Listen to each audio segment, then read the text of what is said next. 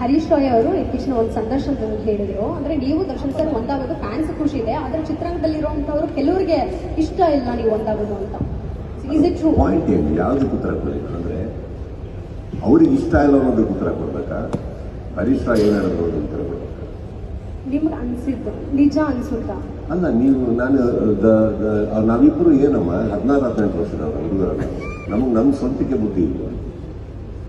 ಯಾರನ್ನಾರ ಕೇಳ್ಕೊಂಡು ಒಂದಾಗ್ತಾರ ಅಥವಾ ಯಾರನ್ನಾರು ಕೇಳ್ಕೊಂಡು ದೂರ ಆಗ್ತಾರೆ ಯಾರಾದ್ರು? ಈಗ ನೀವು ದೂರ ಬೇರೆಯವರು ಖುಷಿ ಕೊಡುತ್ತೆ ಅನ್ನುವಂಥದ್ದು ಹೇಳಿ. ಖುಷಿ ಪಡ್ಲಿ ಬಿಡಿ, ಪಾಪ ಇರೋದೇ ಅದಕ್ಕೆ ಅವರೆಲ್ಲ. ಆ ಸತ್ಯ ನಿಮ್ಗೆ ಗೊತ್ತಾ? ಈಗ ನನಗೆ ನನ್ನ ಸತ್ಯ ಬಿಟ್ಟು ನಾನು ಯಾವುದಕ್ಕೂ ತಲೆ ಹಾಕಕ್ಕೆ ಹೋಗಲ್ಲ. ಯಾಕಂದ್ರೆ ಎವ್ರಿಥಿಂಗ್ ಇಸ್ ಅ ಪರ್ಸ್ಪೆಕ್ಟಿವ್. ನಾವು ಯಾರನ್ನ ಮಾತು ಕೇಳೋಕೆ ಹೋಗಿ ರಿಯಾಕ್ಟ್ ಮಾಡೋದು ನಾನು ಅಲ್ವೇ ಅಲ್ಲ. ನನ್ನ ಕಣ್ಮುಂದೆ ನಡೀಬೇಕು. ಇಲ್ಲ, ನೀವು ಹೇಳೋದು ನನ್ನ ಕಣ್ಮುಂದೆ ಹೇಳಿ ಅವ್ರು ಒಪ್ಕೋಬೇಕು. ಏನಾಗುತ್ತಮ್ಮ ಅಂತ್ಯಕಂತೆ ಪಂತೆಗೆ ನಾವೆಲ್ಲ ಕೇಳ್ತಾ ಹೋದ್ರೆ ಈ ಪ್ರಪಂಚ ನಡೆಯೋದಿಲ್ಲ. We should follow on that.